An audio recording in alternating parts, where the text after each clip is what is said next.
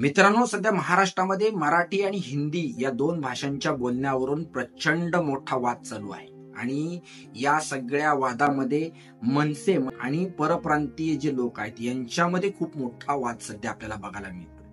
आणि या वादाला सुरुवात कुठून झाली तर महाराष्ट्र सरकारने काढलेला जो हिंदीचा जी.आर. होता तो सरकारने मागे घेतल्याच्या नंतर मनसैनिकांनी एक विजयी रॅली काढली होती. आणि याच विजयी रॅलीमध्ये मनसैनिक आणि एक मारवाडी व्यापारी यांच्यात काही वाद झाला आणि या वादातून मनसैनिकांनी त्या व्यापाऱ्याला मारहाण केली. आणि या मारहाणीचा व्हिडिओ हा सोशल मीडियामध्ये शेअर झाला आणि या व्हिडिओमुळेच हा संपूर्ण वाद अजून चिघळला.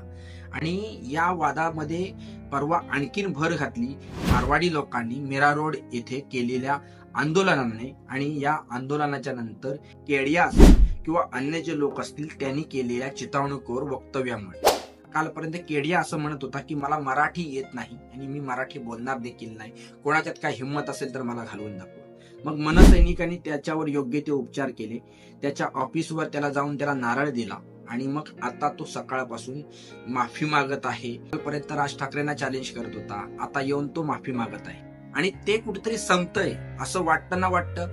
तोच आता कोण दिनेशलाल यादव नामक कोण अभिनेता आहे म्हणतात, त्याला आपण काय ओळखत नाही, असे कित्येक चिल्लर अभिनेते महाराष्ट्रामध्ये येऊन आपलं पोट आणि आपला उदरनिर्वाह करत असतात. परंतु आता इथे कुठेतरी आपल्याला फेमस होण्याची संधी आहे ही बघून असले हे चिल्लर लोक आता पुढे येत आहेत. आणि मग हा दिनेशलाल यादव देखील पुढे येऊन सांगत आहे की मला मराठी येत नाही आणि मी मराठी बोलणार नाही. कोणत्या नेत्याच्या दम असेल किंवा कोणाच्या दम असेल तर त्यांनी मला महाराष्ट्रामध्ये काढून दाखवा.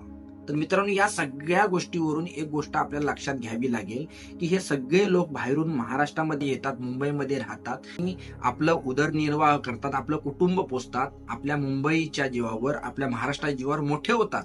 परंतु या लोकांना आपल्या मातृभाषेविषयी काडी मात्रही प्रेम नाही. आणि मग असं जर असेल आणि आपल्या जीवावरती आपल्या मातृभूमीमध्ये येऊन मोठे होऊन हे जर एवढी मगरुमी दाखवत असतील तर याच्यावरती मनसैनिक जे करतायत तेच योग्य आहे.